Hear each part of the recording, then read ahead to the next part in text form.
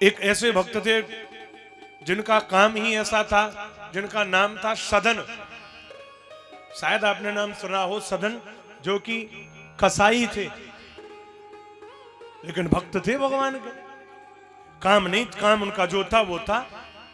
उनकी दुकान थी, मांस बेचते थे तो बेचते थे, लेकिन अपने धर्म पर, भक्ति में कोई कमी नहीं थी।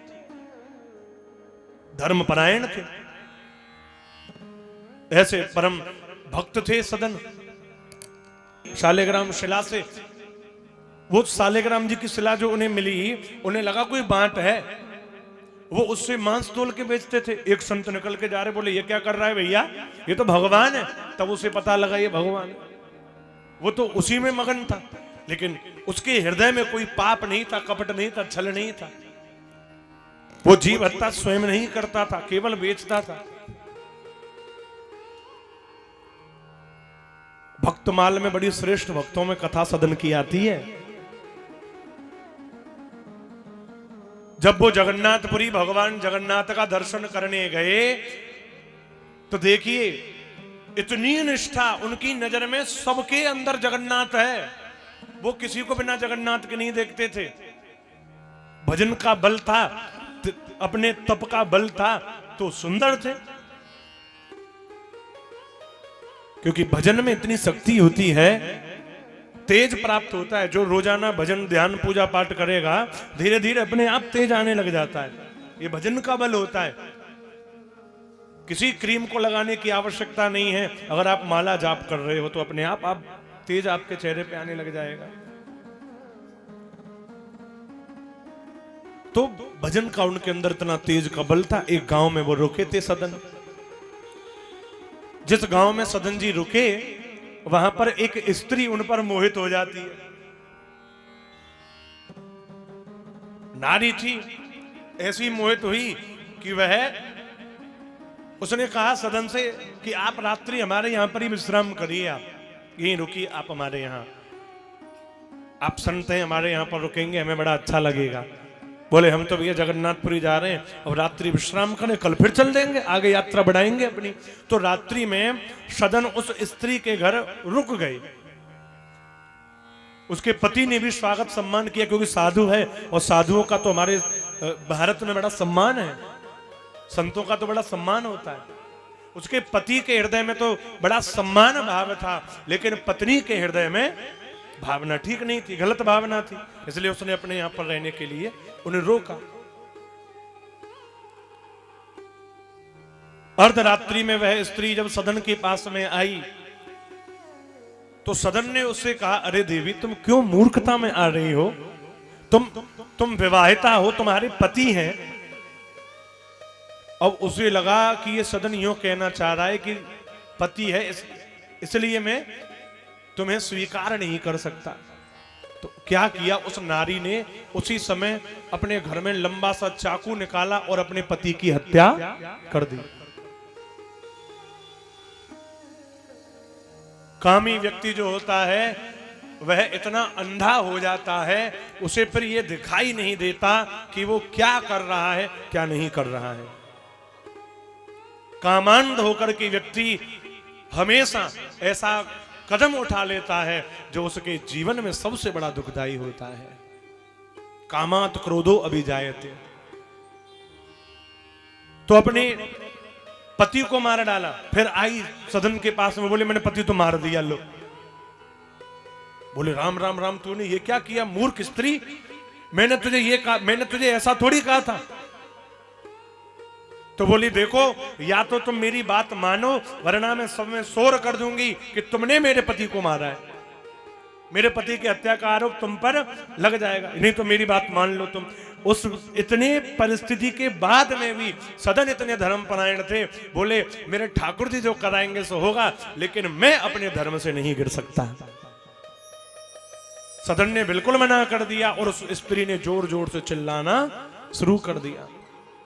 आसपास से गांव के लोग इकट्ठे होकर के आ गए, क्या हुआ क्या हुआ, ये क्या कर डाला? वह स्त्री बोली, ये मेरे पति का हत्यारा है, इसने मेरे पति को मारा है, क्योंकि इसके मन में भाव जब इसका बिगड़ा इस साधु का मेरे प्रति, तो मेरे पति मुझे बचाने के लिए दौड़े और इसने मेरे पति को मार डाला। अब आरोप लग गया ना। सदन बोले अच्छा इतने बाद में भी सदन जी मुस्कुरा रहे हैं, ये भक्तों के लक्षण हैं। वो बिल्कुल वो मुस्कुरा रहे हैं, कोई चिंता का कोई भय चेहरे पर नजर नहीं आ रहा। सदन बिल्कुल निश्चिंत हैं। गांव वालों ने कहा अरे ये साधु है, इसे मारना तो पाप लगेगा क्योंकि वेश इसका साधु का है, लेकिन इसने जिन हाथों से इसके पति को मारा इसके हाथ कटवा दो। सदन जी के हाथ कटवा करके उन्हें चौराहे पर फेंक दिया गया। लेकिन वो वहां पर भी मस्त थे। एक व्यक्ति निकल रहा था, बोला अरे अरे ये साधु कोई रो रहा है, अरे भैया खून निकल रहा है। तो उसने उठाया और हॉस्पिटल लेके गया, वो अस्पताल वैद्य के पास लेकर के गया। अच्छा सदन का भाव अलग है। सदन की दृष्टि में सब जगन्नाथ है। आ गया अभी अभी तू नहीं हाथ काटे तू ही बचा रहा है। अस्पताल में कहने सदन जी इसने ही मुझे अभी मेरे हाथों को काटा है जी और यही मुझे बचाने आ गया। वो बोला बाबा पकड़वाएगा क्या, मैं तो तेरी मदद करने आ गया और तू मुझे फंसवाएगा, सिपाही आगे तो मुझे और ले जाएंगे। बोले नहीं नहीं मैं जानता हूं तू वही है, तूने ही तो मेरे हाथ काटे और तू ही मुझे लेकर के वैद्य के पास आ गया और तूने मुझ पर झूठा आरोप लगाया। वो डॉक्टर से बोला डॉक्टर साहब जल्दी एडमिट करो, मुझे काम है, मुझे जाना है। क्यों? बोले मैंने एक देर और यहां रुका तो ये तो यहां एडमिट होगा और मैं कारागार में। भलाई करने का जमाना नहीं है जी, ये तो हमें फंसवा रहा है, कोई भलाई में लाभ नहीं है। तो क्या किया, वो चला गया और सदन जी डॉक्टर ने उनका उपचार किया, पट्टी वट्टी कर दी, खून ना बहे, हाथ तो है ही नहीं अब। लेकिन ऐसी अवस्था में भी जा रहे सदन जगन्नाथपुरी, अपना वो जो संकल्प है वो संकल्प नहीं छोड़ा सदन ने, चलते जा रहे हैं चलते जा रहे हैं। ऐसी धर्म परायणता है। जगन्नाथ के समीप पहुंचे, दर्शन किए तो बोले प्रभु बड़े लीला है आपकी, कैसे कैसी जगह पहुंचा देते हो।